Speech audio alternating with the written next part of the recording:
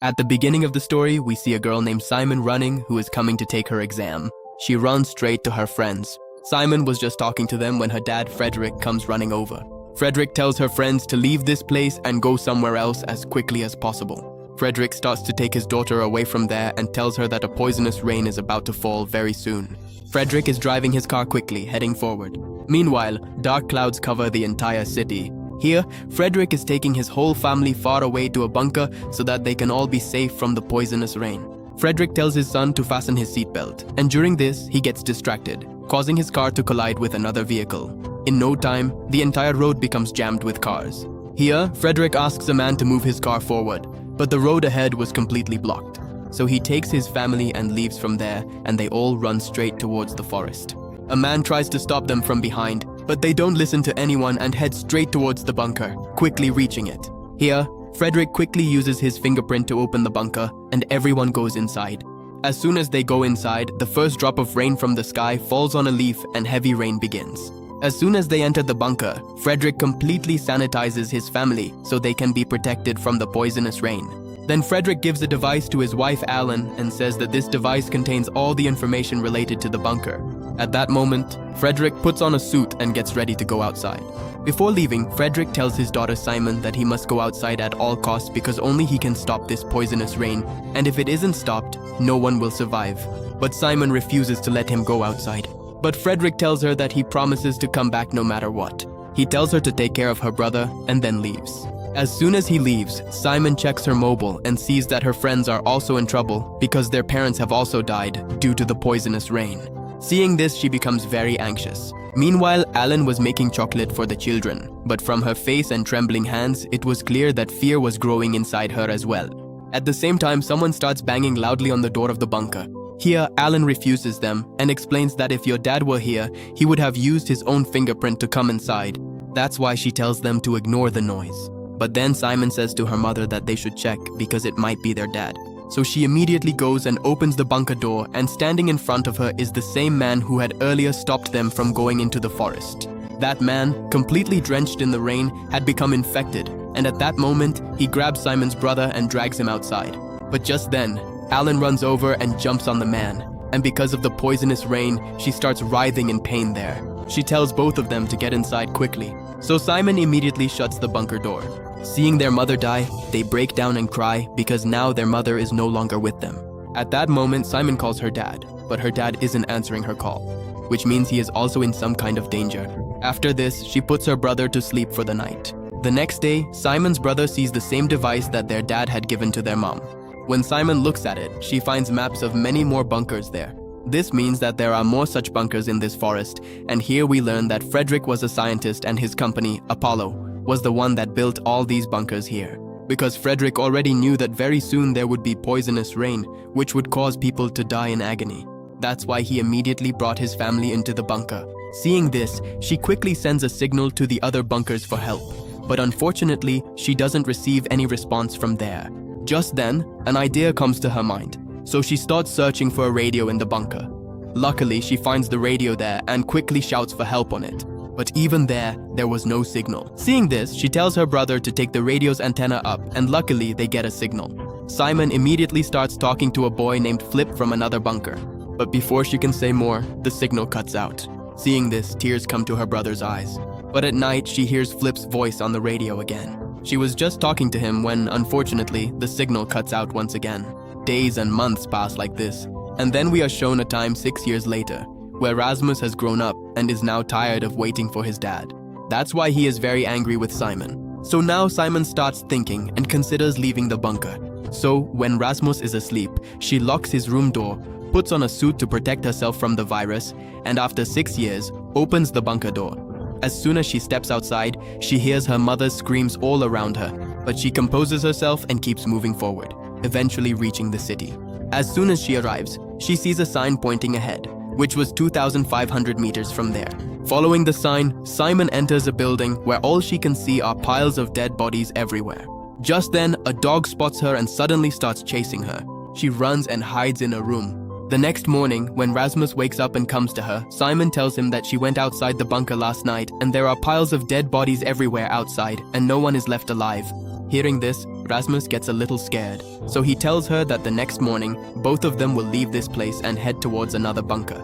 But at night, the air vents suddenly get blocked, and the oxygen inside the bunker starts running out, causing Simon to faint there. But right then, Rasmus drags her out of the bunker, and as soon as they come outside, some people catch them. These are the ones who had blocked the air vents of the bunker. That's why the oxygen had run out there.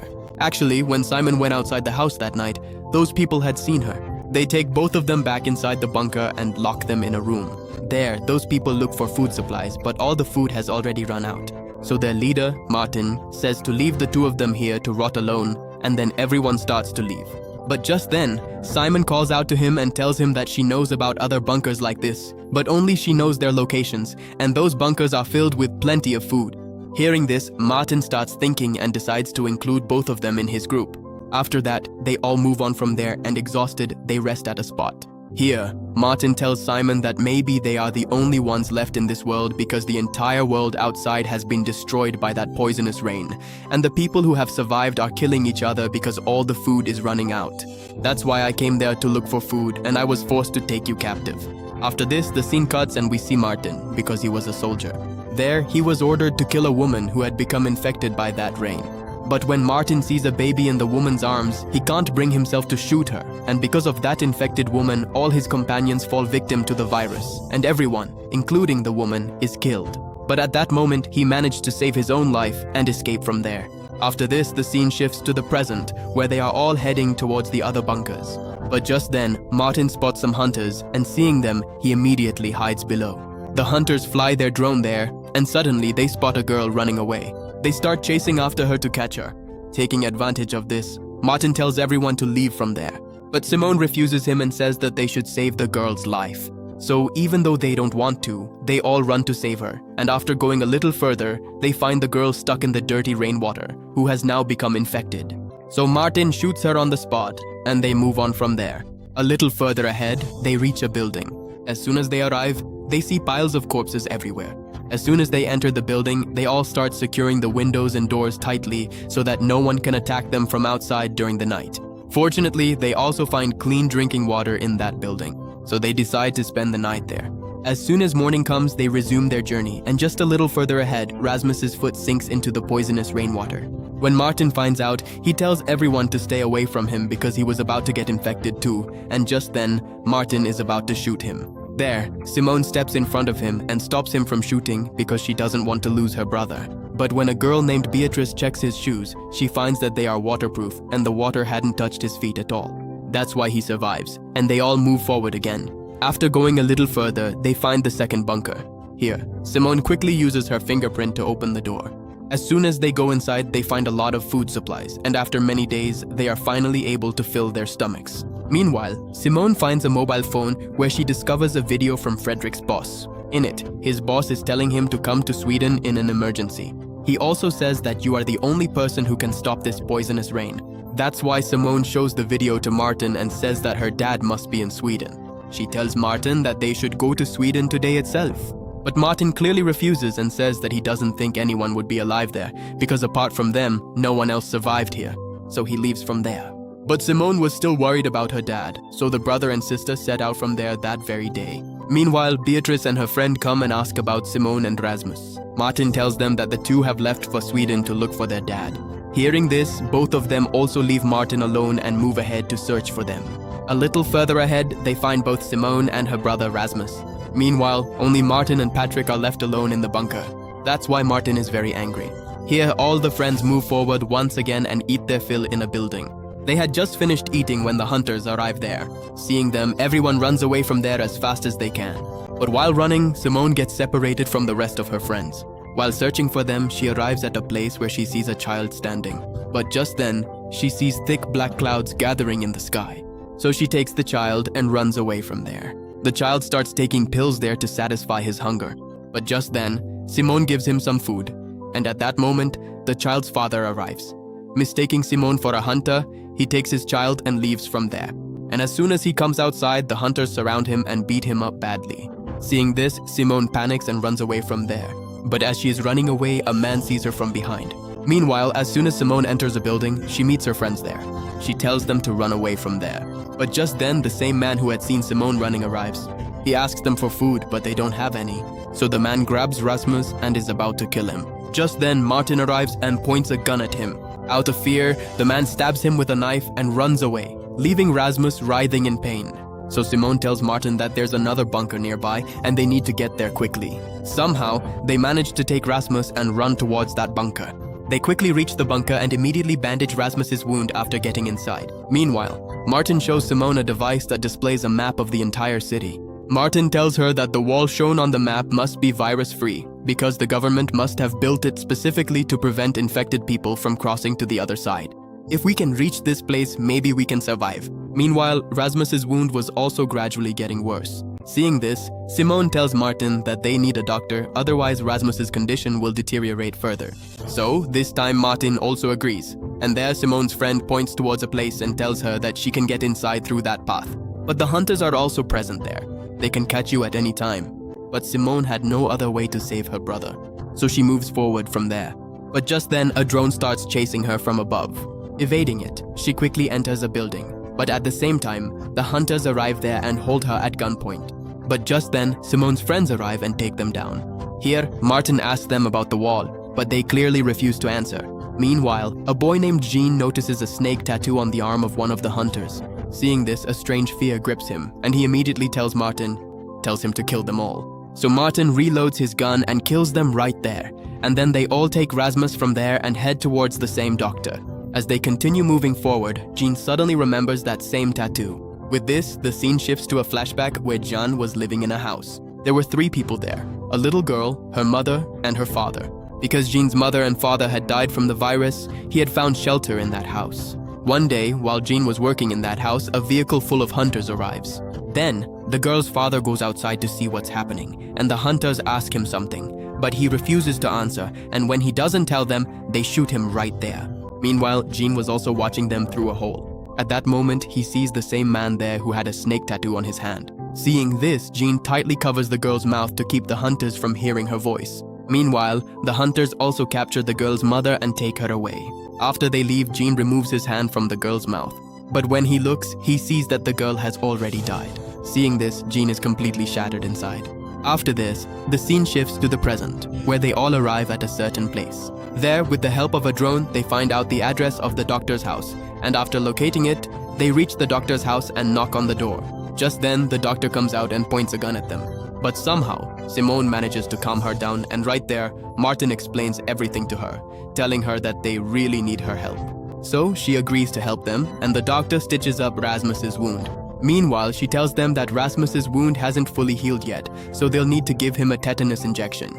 She tells them that to get the injection, they'll have to go to a bunker that's near her house. So the 3 of them head towards that bunker, and as soon as they arrive, Simone recognizes it as the same bunker that belonged to her dad's company, Apollo.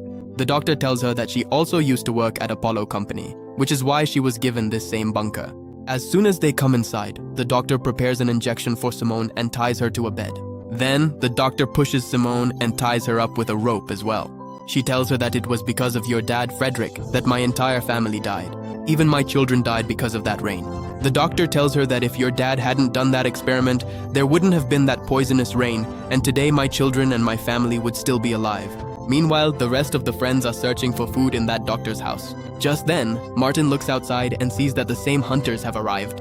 Here, when Jean looks outside, he sees the same hunter standing there, the one with a snake tattoo on his arm. Seeing this, he is completely startled. So he picks up a gun and goes outside and shoots the hunter dead right there. But just then, the other hunters come and catch him. Seeing this, the rest of the kids and friends run away from there.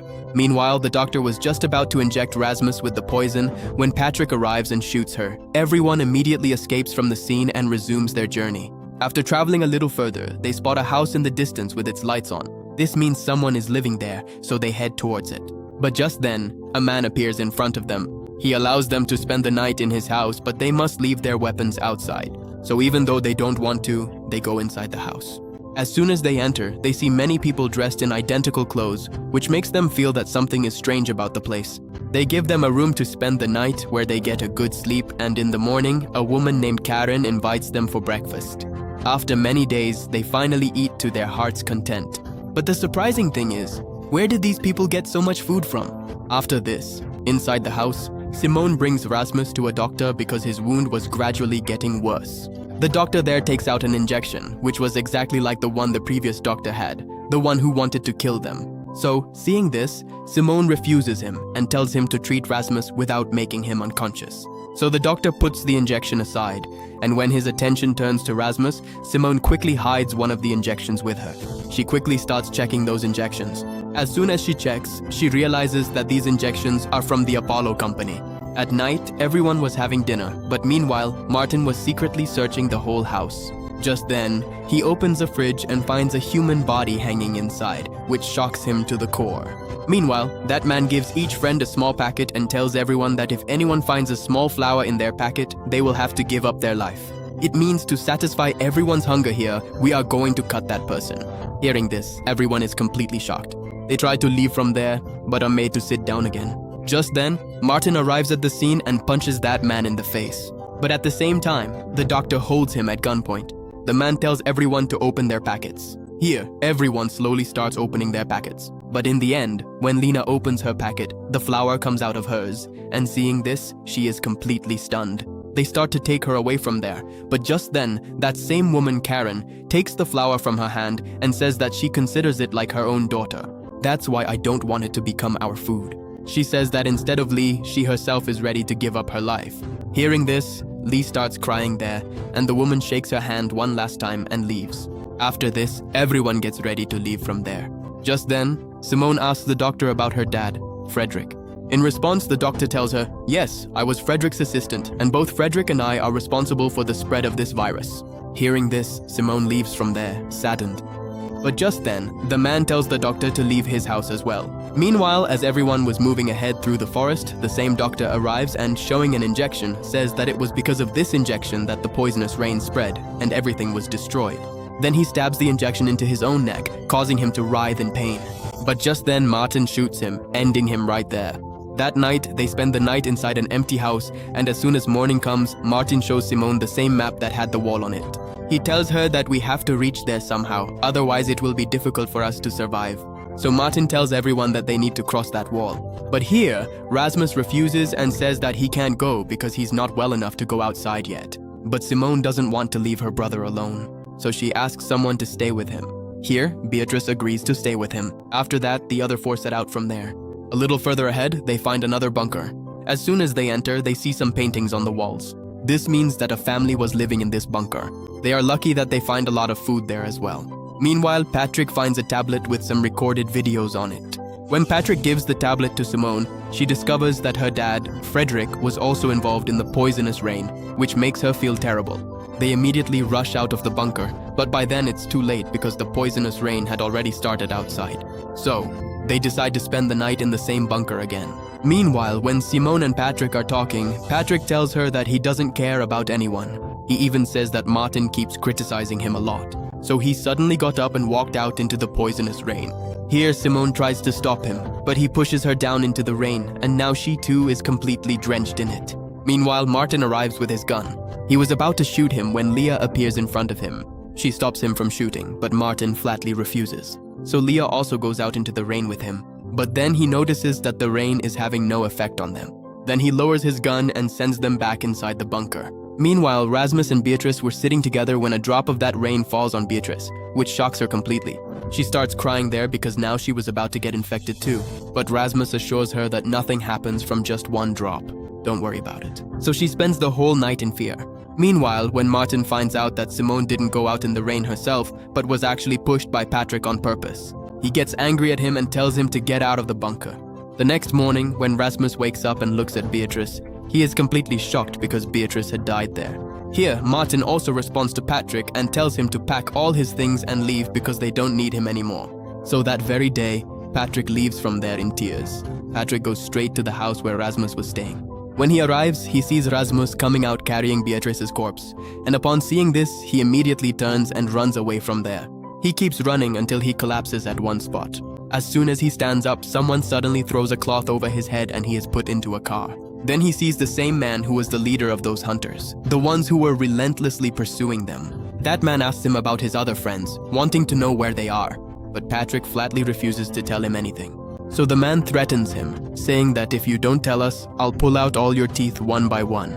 But even then, Patrick still refuses. Hearing this, the man pulls out one of his teeth, so he ends up telling him everything about his friends. Meanwhile, Leah and the rest of the friends are packing up all the food supplies there. At that moment, Simone asks Martin about Patrick, wondering where he is. Then Martin says that he kicked him out of the bunker and that he has already left. Just then, they hear a knocking sound at the door outside. As soon as Martin steps outside, he sees Rasmus standing there, carrying Beatrice. But Martin refuses to let him in because he knows that along with Beatrice, Rasmus is also infected. But Rasmus doesn't listen to him at all and brings Beatrice straight into the bunker. Rasmus was deeply saddened to see Beatrice dead. Just then, Simone comes to him wearing a suit and tells him that Beatrice is now dead, so he has to leave her behind and come with them. But Rasmus flatly refuses her, and during this, Rasmus takes a radio and leaves from there. As soon as he moves ahead from there, he hears someone's voice on his radio. When he responds, the same hunter tells him from the other side to say how many people they are. If you don't tell us, I'll kill your friend Patrick. So even though he doesn't want to, he ends up giving them his location. Meanwhile, Patrick tells the hunter that Rasmus was earlier with an infected girl, but he himself hasn't been infected yet. Hearing this, the hunters on the other side become happy, realizing that he is the only person who could be useful to them. Meanwhile, Martin and Leah bury Beatrice's body in the forest. But just then, Simone arrives and showing them a map says that now they have to find both Rasmus and Patrick because the hunters have captured them. She quickly launches a drone and makes a noise to distract one of the hunters. The hunter follows the sound to a spot, and as soon as he arrives, all the friends catch him there. Here, Martin talks to their leader over the radio and says that he has captured one of their men. He says, if you want to see him alive, you'll have to return our friends in exchange. The next day, Simone tells the hunter to let her speak with Rasmus. On the other end, he tells her that now he just wants to die alone. Hearing this, Simone tells the leader to meet her alone in the forest, and that very day she comes to meet him in the woods. The hunter tells her that the poisonous rain has no effect on her brother Rasmus's body. That's why now I'm going to give him an injection, so we can find out how to stop the poisonous rain. Meanwhile, Martin brings his companion there, and in exchange, Simone asks for Rasmus. So the hunter sends Rasmus back to them, and in anger, Rasmus snatches the injection and injects himself, causing him to collapse to the ground. Seeing this, everyone is shocked because now they think that Rasmus is no longer among them. But just then, he regains consciousness and starts walking around perfectly fine. Seeing this, Simone can't believe it, because Rasmus's body truly shows no effect from the virus. After this, Martin goes straight to Patrick, apologizes for all his mistakes, and hugs him. Now all the friends get ready to head towards the Apollo company. At that moment, the same man lovingly kisses Rasmus on the forehead and says, "You are our last hope to save us all." After that, they all leave from there. In just a short while, they all reach the Apollo company. As soon as they arrive, the hunter tells Simone and Rasmus to go ahead. The rest of the people cannot go inside. They will have to stay in a bunker. As the two of them move a little further ahead, Frederick appears in front of them. That is Simone's dad. Seeing this, she is completely shocked. She is very angry at her dad because he had promised to come back. But many years passed and he never returned. Suddenly, Rasmus collapses to the ground and loses consciousness. They quickly take him to the medical ward and Frederick tells Simone to wait outside. Meanwhile, as all the friends enter the bunker, Leah finds Jean's jacket there. As she moves a little further while searching for him, Jean is standing right in front of her. Seeing him, her happiness knows no bounds. This means Jean was still alive because those hunters were actually from the Apollo company. On the other hand, Frederick brings Simone outside Rasmus's ward to show her to him. Simone wanted to go inside, but Frederick stops her and says there's nothing to worry about. I'm doing all this for you so that you all can be saved from this virus. Meanwhile, in the ward, a doctor wanted to take a saliva sample from Rasmus, but Rasmus refuses. Then the doctor tries to force him, so Rasmus bites her hand. On the other hand, Frederick quickly comes to Simone and, in a panic, tells her to take her brother and get as far away from here as possible, because now there seems to be no cure for this virus and it is going to spread very rapidly, which will kill everyone. As soon as he enters Rasmus's ward, he finds that the doctor has already died, writhing in pain from Rasmus's bite. Seeing this, Frederick quickly takes a sample of Rasmus's saliva and examines it under the microscope. What he sees shocks him to the core, and he immediately declares an emergency in the entire bunker, sealing all the bunkers completely. Frederick quickly contacts the manager of the Apollo company. He tells him that, no matter what, they must operate on Rasmus so that they can create a vaccine. But Frederick knew that if he operated on Rasmus, Rasmus would lose his life, and he absolutely did not want that to happen. That's why Frederick tells Simone to take her brother far away from here as soon as possible, because his life is in danger.